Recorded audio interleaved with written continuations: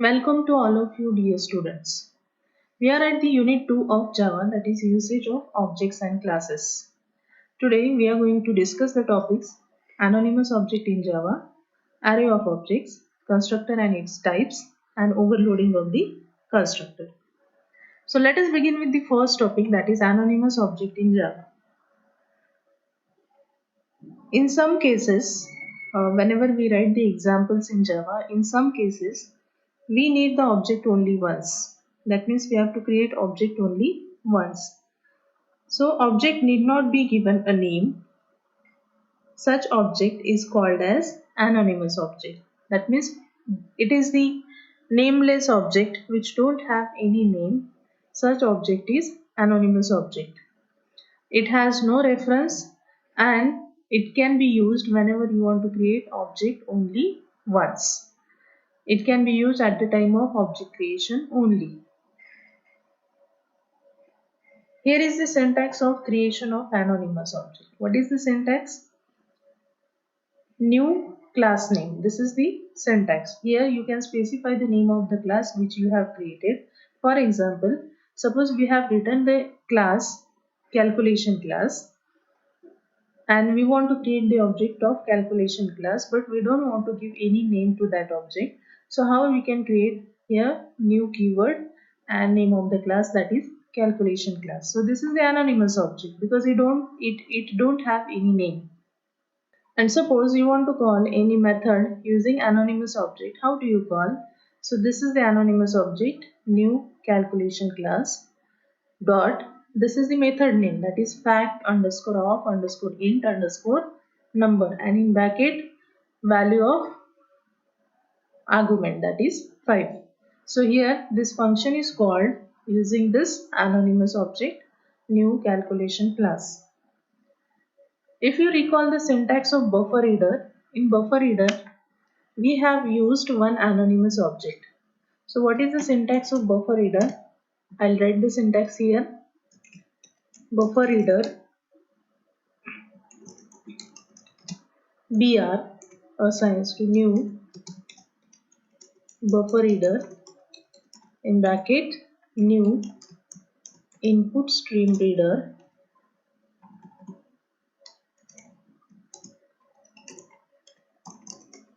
in bracket system dot in. Here in this line we have created the object of buffer reader, that is br, and while creation of this object we have used the anonymous object, that is new input stream reader. So this is the anonymous object of class input stream reader. So we have used this anonymous object at the time of creation of object of buffer reader. Now here buffer reader object has name br, whereas the anonymous object new input stream reader this don't have any name. So this is the good example for anonymous object.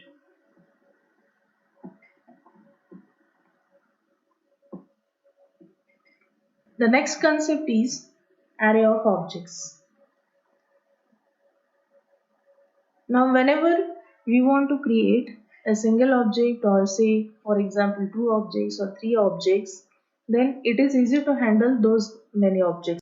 If you want to create say 50 objects or 100 objects or 20 objects, that means if you want to create several objects, then you have to use the concept of array of objects.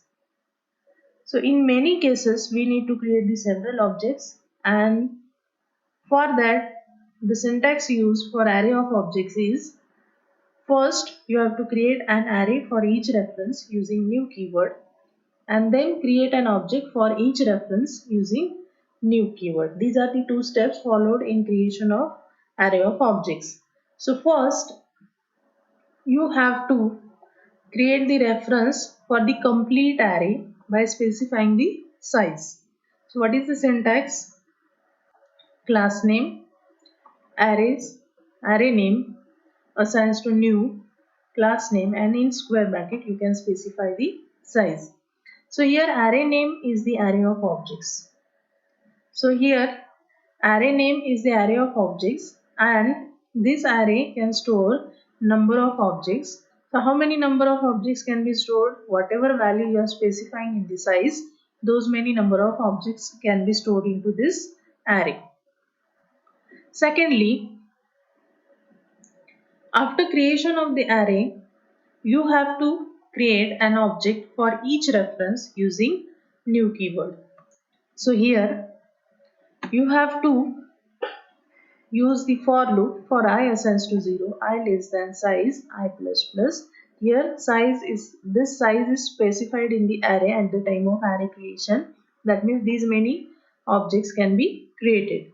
And for each object we are individually allocating the memory. So here array name of 0, array name of 1, array name of 2, array name of 3. These are the objects. So whenever you want to access individual objects, you are going to access that individual object using index.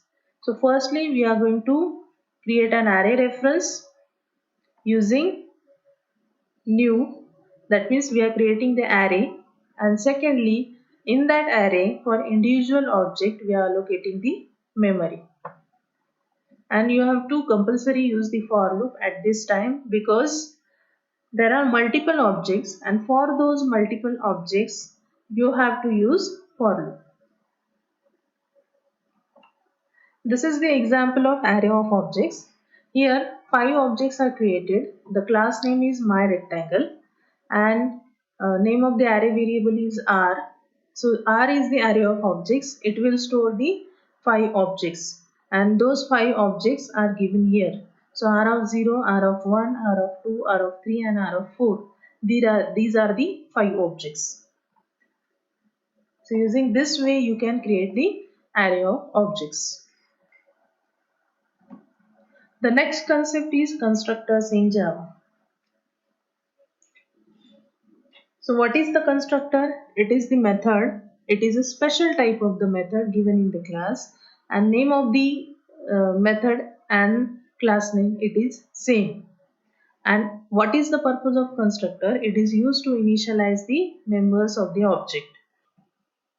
Why we need constructors in Java? Because constructors are used to assign values to the class variables at the time of object creation, either explicitly done by the programmer or by Java itself, that is default constructor.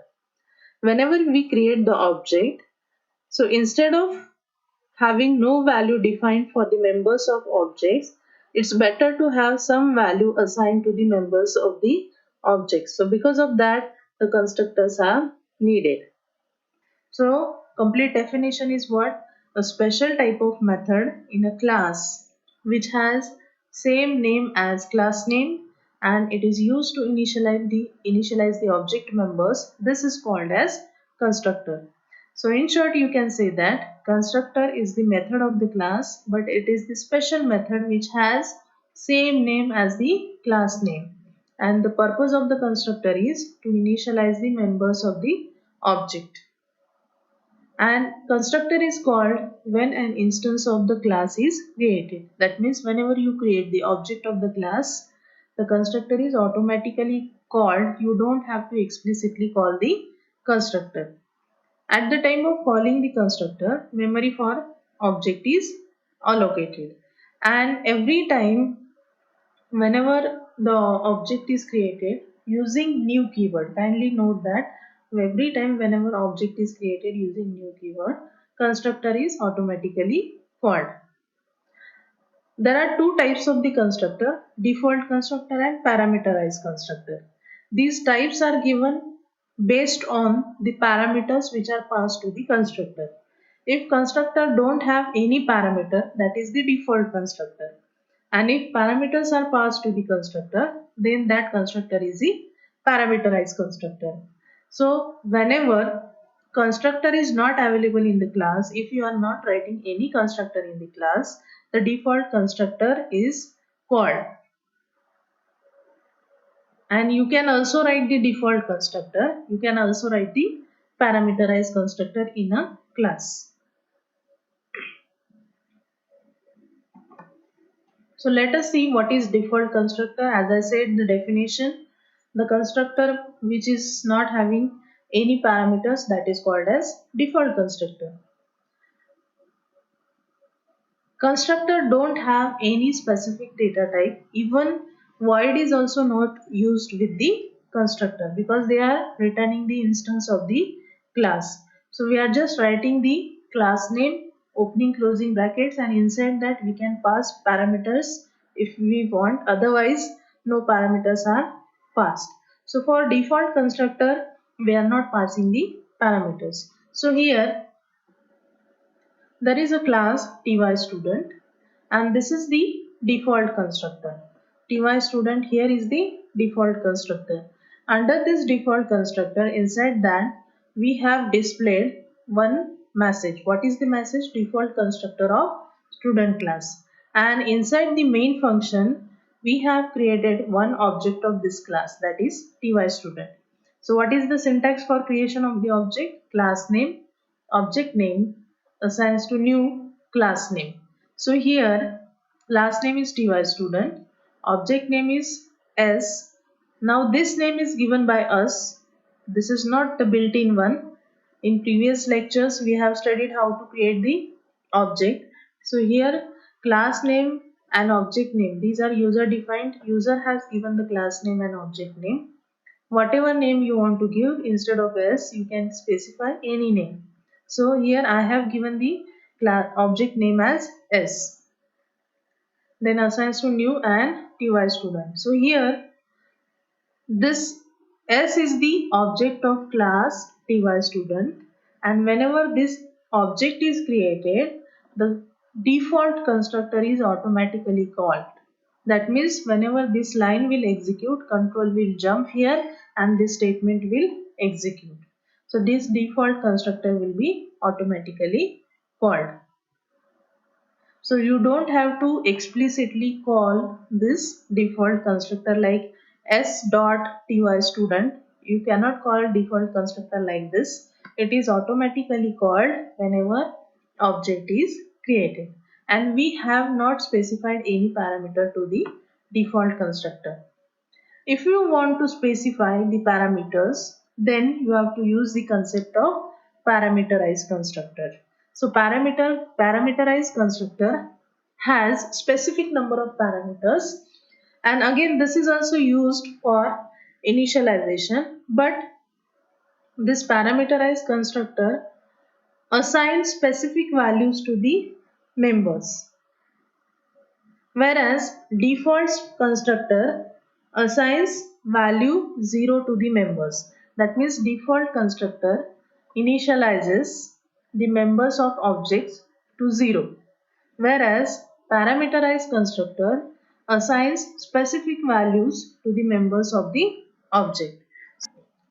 In our program, if we don't define a constructor in a class, then compiler creates default constructor with no arguments for the class. And if we write a constructor with arguments or no arguments, that means default constructor or parameterized constructor, then compiler does not create the default constructor. The default constructor provides default values to the object like 0, null, etc. So here in this program, there is a class TYStudent. It has two instance variables. Those variables are ID and name. This is the parameterized constructor. So here in parameterized constructor, ID and name, these are the instance variables given in the class, and ID1 and n, these are the local variables for this constructor. So value of ID1 is assigned to ID and value of n is assigned to name.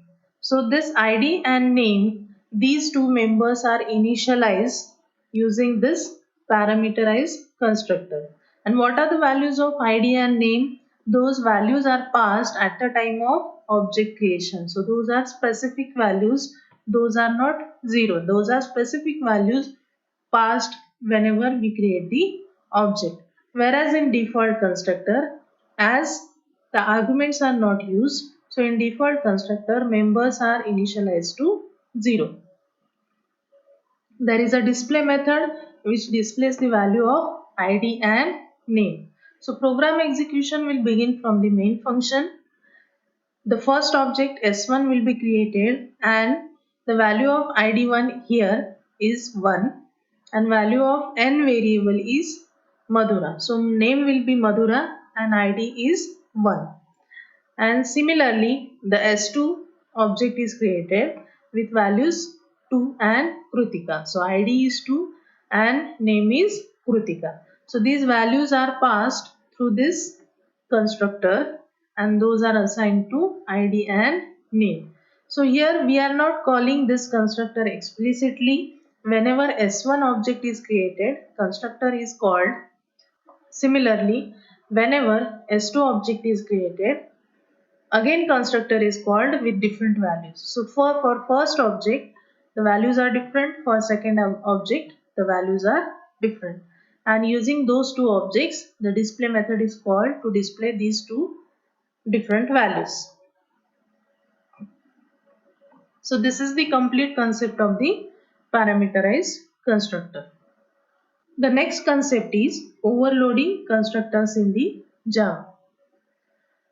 Now, as I said earlier also, class can have more than one constructors. So you can have default constructor, you can have parameterized constructor.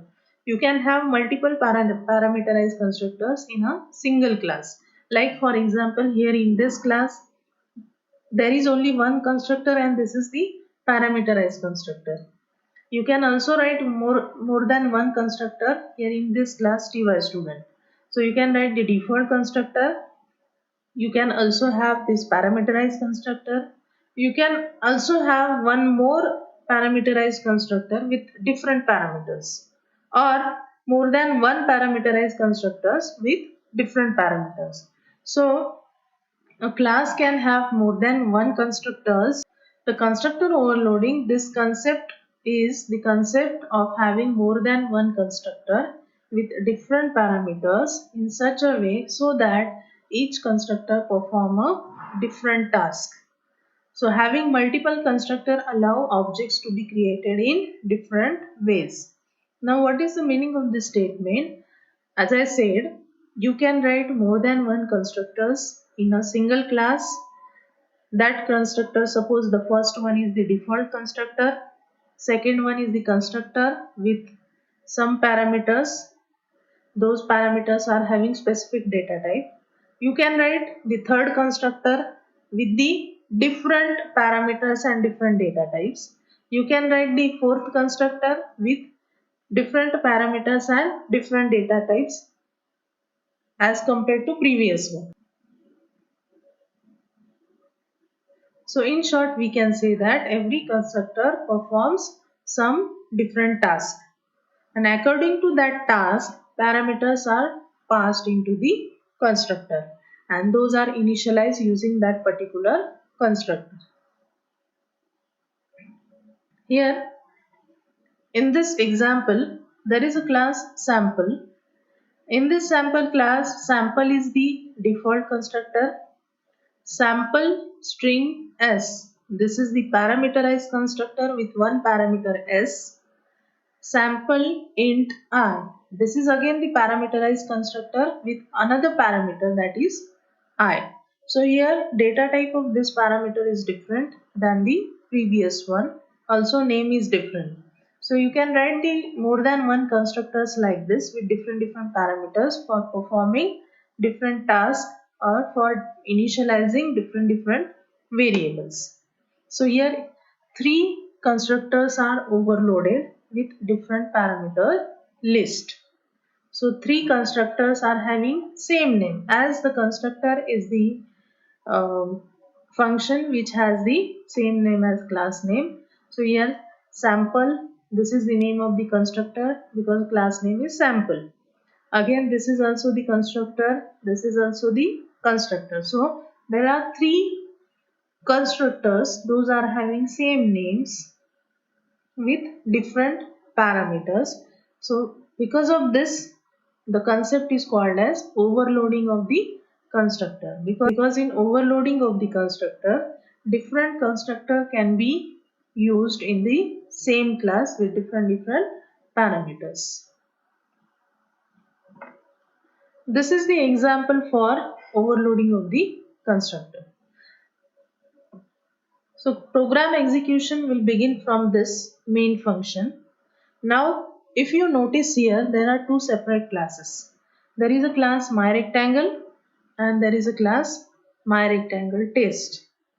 MyRectangleTest has the main function and myRectangle class has the functionality of rectangle, that is constructors and calculation of the area. It has two members, length and breadth. These are the instance variables. Now this main function has the creation of the object. So myRectangle R1 assigns to new myRectangle. This will create the object R1 and it will automatically call the default constructor. So it invokes the default constructor. So here default constructor is specified in myRectangle class and length and breadth, these are initialized to 0. So purpose of default constructor is initialize the members to 0. So length and breadth, these instance variables are initialized to 0 in default constructor and this default constructor will execute at this line whenever R1 is created. After that, using this R1, the area function is called. So area function returns the length into breadth, value of area. So that value is displayed here, system.out.println area, and call to the function. It will display the return value of area function using this object R1. Secondly, again we have created one more object of myRectangle class and that object is R2, but at this time we have passed two values to that object. What are those two values? 15 and 2. So these two values are passed to length and breadth. So where is the parameterized constructor? It is mentioned here. In this length and breadth, these two instance variables are initialized to L and B, value of L and B. So value of L is 15 and value of B is 2. So whenever this statement will execute, that means whenever this R2 object is created, the syntax will be matched and the parameterized constructor will be searched and the value of this L and B will be assigned to length and breadth. So length will have value 15 and breadth will have value 2. And again here using this R2 object, the area function is called. So return value of area is displayed. So can you guess what is the return value using object 1 and what is the return value of area function using object 2? So here R1 invokes the default constructor. In default constructor, length has 0 value, breadth has 0 value. So here 0 into 0. So this area will return the value 0. So 0 is displayed in the first println statement. At the second time, whenever you create the R2 object, it invokes the parameterized constructor. These specific values, that is 15 and 2, these are assigned to length and breadth. So here length will have 15 value and breadth will have value 2. So this area function will return value 30. So that will be displayed using this system.out.println statement. So this is all about the overloading of the constructor. Here two constructors are used, default constructor and parameterized constructor, and those are overloaded. So this is the example of constructor overloading. So what topics we discussed today? We discussed about overloading of the constructor, then types of the constructor and definition of the constructor, that is default constructor and parameterized constructor, concept of array of objects and anonymous object in the Java. So if you have any doubt regarding today's lecture, you can share your queries in Google Classroom. So thank you so much. and we will stop here.